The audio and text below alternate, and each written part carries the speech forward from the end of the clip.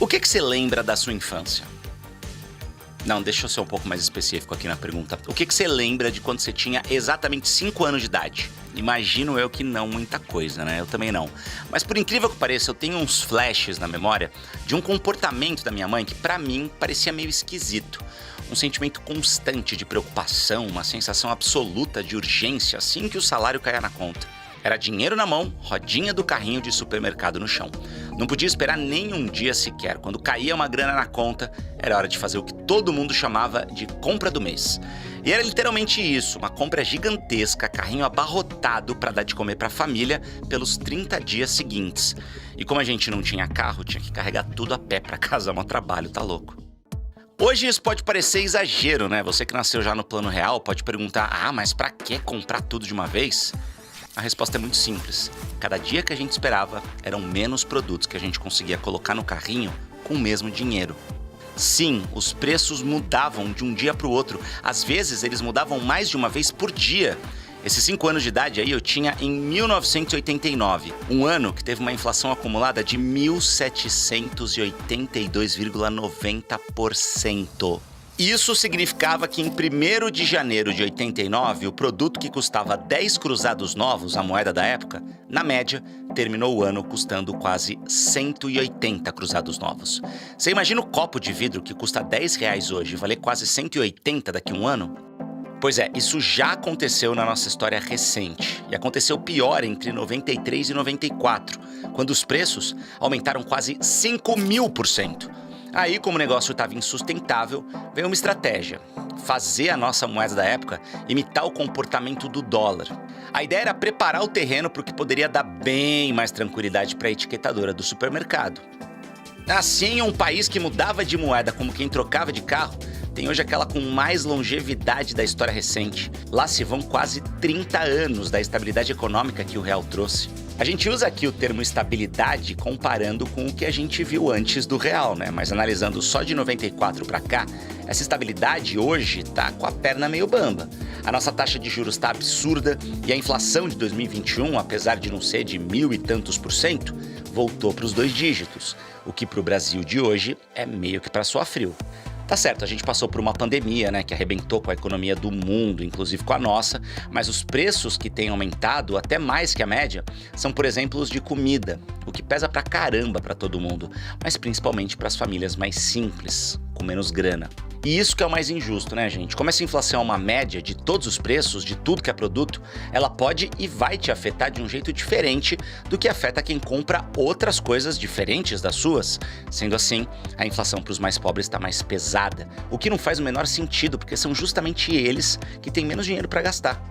Bom, para resumir, se a gente olhar para os 20 países mais ricos do mundo, a nossa inflação só não está pior que a da Turquia, da Argentina e da Rússia, que, diga-se de passagem, está em guerra com a Ucrânia. Aqui, a guerra é outra, contra um passado que ninguém quer que volte. Se o cianinho de 5 anos de idade não fazia ideia do que estava acontecendo na economia, o de hoje já entende que nesse jogo o segredo é promover a tal da preservação do poder de compra. Geralmente, quando a inflação e os juros estão altos, tem muito investimento pagando bem. Você perde de um lado, mas ganha do outro. E como fazer isso é uma das muitas dicas do programa de hoje, que está bem inflacionado. Mas o que aumenta aqui não são os preços, fica tranquilo. São as informações para você que quer saber mais de economia e de investimentos. A única inflação que a gente gosta no business, que já está no ar.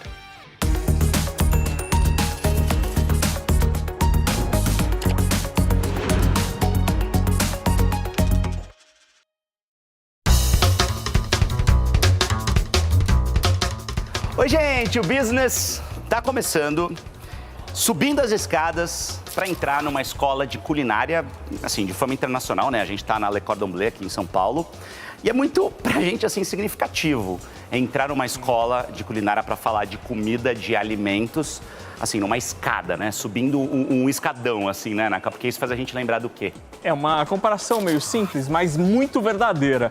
A escalada dos preços e da inflação. Sim. Só em 2021, os preços aqui no Brasil subiram 10%, a inflação mais elevada desde 2015. E os alimentos subiram bem mais do que isso. Esse dado que o Naka falou é de 2021, né, Naka? Se a gente pega, por exemplo, o começo de 2020 até agora, Isso dá mais de 20% de aumento. 20%. Sabe o que isso significa? Que na prática, o que você comprava com R$100 no começo de 2020, agora você vai ter que gastar 120. A economia do mundo girou de um jeito esquisito em parafuso e os preços foram para lá para a altura. E é muito maluco, né? Porque quando a gente fala em inflação, a gente fala de um problema que está acontecendo praticamente do outro lado do mundo, a milhares e milhares de quilômetros da gente, que impacta diretamente a nossa realidade. Se a gente olhar para a cozinha de casa, né, a coisa fica bizarra, né? A gente tem alguns produtos que subiram bem mais do que essa inflação, que já é alta. Por exemplo, sal de cozinha que a gente usa nas nossas receitas subiu 25%. Definitivamente um preço salgado. Por exemplo, aqui a gente tem ovos e o feijão. Eles subiram mais de 40% desde 2020. Felipe Ciani. Para cozinhar tudo isso, a gente precisa do quê, gente? De gás, que subiu 60%. Então, realmente não está fácil fazer aquele PF de sempre, E depois do PF, se você for tomar um cafezinho, o café quase dobrou de preço nesse período. 86% de aumento. Mas não se compara com óleo, Naka. Isso daqui que a gente usa para fritar aquele ovo subiu incríveis 131%. Mas tem uma coisa interessante aqui, Ciani, porque vários desses itens, por exemplo, o óleo de soja, ou o café, ou mesmo o feijão, são commodities. E as commodities subiram no mundo inteiro. Então o Brasil está meio que numa onda internacional. Para compor a inflação, a gente tem uma série de fatores diferentes. E quando a gente fala em inflação, a gente não está falando de uma coisa só. A inflação de hoje não necessariamente acontece pelos mesmos motivos que no passado. Então a gente tem tipos diferentes de inflação. Não entendeu? Então a gente vai explicar melhor agora. Quando a gente fala de inflação, a gente está falando sobre a grana que a gente tem no bolso e o que esse dinheiro pode comprar. É o tal poder de compra. Normalmente, a inflação segue os efeitos da lei da oferta e demanda. Quando todo mundo tem mais dinheiro para gastar, é meio natural que os preços subam. Afinal, vai ter mais gente interessada em comprar do que vender. É a tal inflação de demanda. Mas o que a gente vive agora, essa inflação elevada desde a pandemia, é diferente. É a chamada inflação de oferta. Isso acontece por causa da alta das matérias-primas. Como o preço do petróleo e outras commodities subiu, e esses são itens muito importantes na economia, a inflação subiu. É só ver o que aconteceu com o preço da gasolina e dos alimentos, por exemplo. E quando esses preços importantes sobem, a gente sente imediatamente no bolso. Para piorar, também faltaram produtos. E essa escassez também pressiona o preço das coisas. Primeiro, a pandemia parou, interrompeu a produção. E assim faltou uma série de peças para fabricar coisas, por exemplo, de carro a computador. Caiu a oferta, subiu o preço. E depois veio a guerra. Vale sempre lembrar que a Ucrânia é uma das maiores produtoras de trigo e fertilizantes do mundo. E se falta trigo, é o preço do pão que sobe. E se falta fertilizante, tudo no campo também aumenta. Mas a inflação não pega todo mundo da mesma maneira. Se a gente olhar com uma lupa, dá para perceber que ela pesa diferente conforme o tamanho do bolso. Sente mais a inflação quem é mais pobre, sejam pessoas ou países. Para as pessoas mais pobres, essa última onda da inflação foi 1 ponto percentual maior que para os ricos. Isso é o que mostra um estudo da Comissão Econômica para a América Latina e Caribe, a CEPAL. Isso acontece por alguns motivos. Um deles é que a alimentação, que subiu muito nos últimos meses, abocanha boa parte do orçamento doméstico. E quando a gente olha para a América Latina, 1/3 da nossa população vive com menos de $2 por dia. É o mesmo que viver com R$10 por dia, o que dá atualmente para comprar só 1 quilo de feijão. O problema da inflação tá aí, a gente sente no bolso. Mas o que dá para fazer para tentar resolver? Antes de continuar nessa discussão, uma pausa, porque a gente tem um programa inteiro sobre juros e como você pode ganhar mais dinheiro com a renda fixa em momentos como o atual. Ficou interessado? É só abrir a câmera do seu celular, apontar para esse quadradinho no canto da tela que você vai ver o episódio do Business com todas as explicações e oportunidades dos juros e da renda fixa. Agora voltando a falar do problema da inflação. Subir o juro faz todo mundo consumir menos. E assim a economia reduz o ritmo. Isso está acontecendo hoje no Brasil, e também em praticamente todo o planeta. E para terminar essa discussão sobre inflação, uma coisa interessante que pode parecer contraditória é que a inflação em si não é algo puramente ruim. O problema mesmo é o descontrole dos preços. E o contrário da inflação, que é a deflação, isso acontece porque se numa economia os preços caem sistematicamente, mês após mês, as pessoas começam a adiar as compras, porque vão esperar um preço ainda mais baixo lá na frente. E aí começa uma espiral que paralisa a economia. As pessoas param de comprar, as fábricas param de produzir e assim a confusão tá armada. A gente vai morrer! Ciane, vamos conversar com um dos homens que mais entendem de macroeconomia no Brasil, ex-ministro da Fazenda, Maílson da Nóbrega. Obrigado por conversar com a gente, ministro. Queria, primeiro que é muito bom ter o senhor nesse debate para elevar a barra aí da discussão. Queria começar a nossa conversa entendendo um pouco da percepção do senhor sobre a inflação e por que ela é um fenômeno tão nefasto na economia. Em primeiro lugar, ela significa uma tributação dos pobres, corrói a renda dos mais pobres que não tem como se defender da subida dos preços, né? Enquanto que os ricos não só se defendem bem através de suas operações no mercado financeiro, na antecipação de compras e assim por diante, e que acabam ganhando, né? Porque geralmente quando vem a inflação subindo, o Banco Central aumenta juros e beneficia os investidores que compram papéis de renda fixa, não é? Ou títulos do Tesouro. Em segundo lugar, a inflação ela turva o ambiente econômico e dificulta o cálculo político. Quanto mais ela se acelera, mais as incertezas vêm para a atividade econômica. Qual que é a inflação que a gente está vivendo hoje? O que essa inflação de agora difere das que a gente teve num passado recente do nosso país? Difere brutalmente. Primeiro que você não tem a indexação generalizada de preços, salários e contratos à inflação passada. O que nós estamos vendo aqui é típico de país que já venceu a inflação e tem surtos temporários de inflação por um choque de oferta.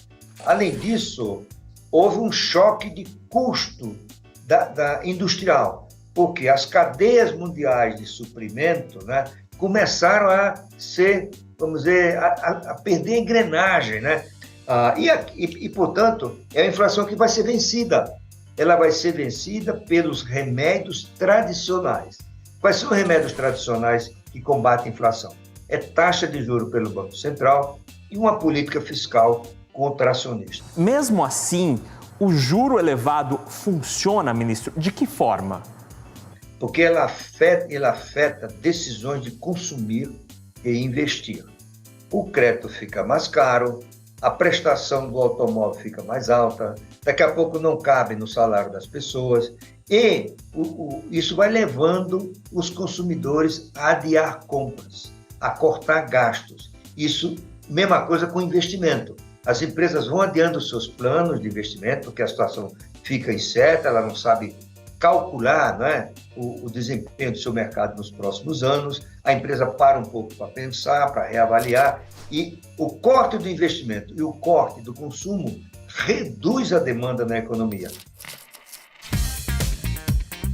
Naka, sempre que eu vejo uma prateleira com um monte de produto, assim, a gente está numa escola de culinária, né, aqui em São Paulo, mas quando eu vejo uma despensa, eu já lembro dos meus tempos de supermercado, né? Eu já falei aqui no Business, inclusive, que eu comecei a minha vida profissional num mercadinho e eu, às vezes, ia lá e dava uma ajeitada nas prateleiras porque eu era o cara da inflação no supermercado. Como assim? Você aumentava o preço das coisas? Não. Então, eu aumentava, mas não porque eu queria, né? Lógico, não é assim. Mas é porque ou o dono mandava ou o fornecedor entregava mais caro, eu fazia o cálculo, aumentava o preço no sistema, imprimia a etiqueta e colocava a etiqueta na pontinha dos produtos. Ó, a gente conversou com o ex-ministro Maílson da Nóbrega e na época da inflação dele não tinha código de barra, não tinha etiquetinha aqui, tinha isso daqui. Eu não sei se o senhor conhece isso daqui, seu Felipe. Eu conheço, tinha no mercadinho onde eu trabalhava, mas já estava meio que aposentado, né? Já não funcionava mais. Na época dos nossos pais, principalmente, isso aqui era um terror, né? A gente estava conversando aqui nos bastidores que a gente, nessa época, queria ser dono da empresa que fabricava isso daqui, porque esse cara vendeu demais nessa época.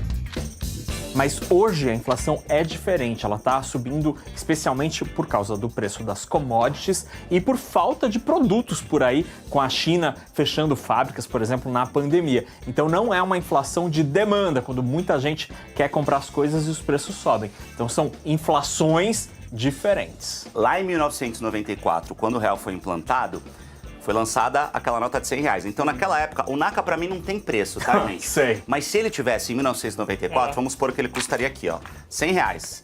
Esse aqui é o preço de Fernando Nakagawa.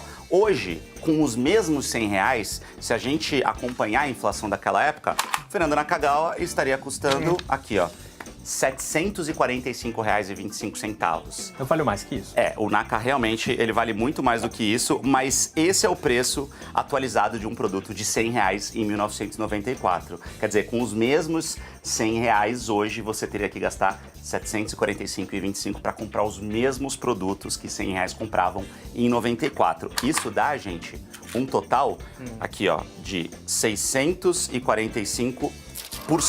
Essa é a inflação de 94 até aqui. Não é pouca coisa, né, cara? Especialmente quando a gente lembra que a inflação corrói o poder de compra, especialmente dos mais pobres, porque os mais pobres não conseguem proteger a grana com os serviços financeiros. E a inflação, muitas vezes, para quem é mais rico, acaba aumentando a riqueza, aumentando a grana que está lá paradinha investida. Então, a inflação acaba gerando até uma consequência negativa em termos sociais. A gente precisa entender que o que está acontecendo não está acontecendo só aqui no Brasil, mas existem maneiras da gente tentar minimizar esses efeitos na nossa carteira, no nosso bolso, né? Gente, vocês sabem o quanto a gente sempre traz aqui assuntos principalmente voltados a inovações, a tecnologia, né? E nesse momento eu queria conversar com vocês sobre um setor que encara isso o tempo inteiro. Eu tô falando da medicina. Sim, cada vez mais ela enxerga e vê as inovações tecnológicas chegando, aparecendo e ajudando o trabalho dos médicos, né? Por que é importante a gente falar especificamente da figura do médico quando a gente fala em todas essas inovações? Porque justamente é ele quem faz a ponte entre essa novidade que tanto vai ajudar o paciente do outro lado. Então é o médico quem une esses dois pontos tão importantes, essas duas pontas fundamentais nesse processo. Um exemplo muito legal desse processo é o que aconteceu agora durante a pandemia com a telemedicina. Todo mundo acabou ficando em casa, o pessoal teve que começar a fazer, por exemplo, reuniões de trabalho por videoconferência. O Conselho Federal de Medicina viu isso e depois de um debate muito amplo, acabou aprovando a telemedicina para o atendimento aos pacientes, principalmente que estavam em lugares mais distantes ou os pacientes que não se exporam ao vírus ou que não podiam ir até os hospitais e as clínicas por algum motivo. E é por essas e outras que eu queria deixar aqui os parabéns em nome de toda a nossa equipe aos médicos e também ao Conselho Federal de Medicina que vem dando suporte a essa classe tão importante, afinal de contas são quase 600 mil médicos em todo o Brasil.